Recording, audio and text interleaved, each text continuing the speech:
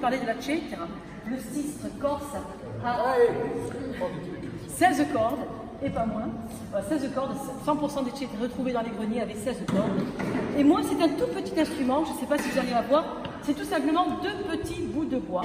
Alors ces 2 petits bouts de bois, malheureusement, c'est un instrument qui est en voie de disparition. Je suis la dernière joueuse de tioke en Corse, donc j'essaie de montrer aux enfants comment on en joue, pour ne pas que cette tradition se perde.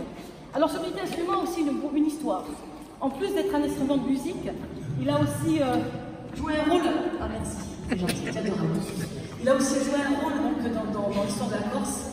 Alors, on trouvait aussi cet instrument, moi du moins j'appelais ça les tioke, c'est à Bastia, du côté de Corté, enfin tout par là on appelait ça les tioke. Pourquoi? Parce que les tioke tout simplement c'est quand 2 objets se collent un contre l'autre, c'est une tioke.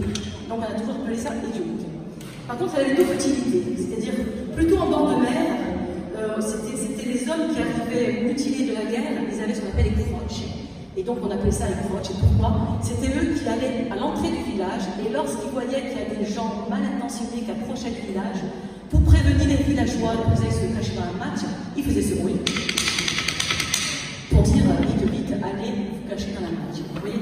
Donc c'était un son d'alerte. Sinon, en centre plutôt dans les montagnes, c'était un son de ralliement. Parce que on appelait ça gragoli. Pourquoi? Parce que, vous en entendez bien, parce que l'homme qui arrivait avec son âne au village, donc ou dragoli, il arrivait au village pour pouvoir échanger donc, de la marchandise, que ce soit des graines, avec la farine de châtaigne, tout ça.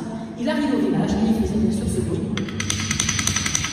Pour prévenir de son arrivée, ainsi tous les villageois pouvaient venir sur la place du village pour pouvoir échanger la marchandise. Donc vous voyez, c'est un petit instrument qui a une histoire dans la Corse, en Corse, mais qui malheureusement est en voie de disparition. Donc n'hésitez pas à offrir des petits bouts de bois aux enfants pour qu'ils s'amusent avec. Voilà. Alors on peut prendre n'importe quel type de bois, selon la densité du bois, ça fait un son plus ou moins clair. Voilà pour l'histoire des tioke.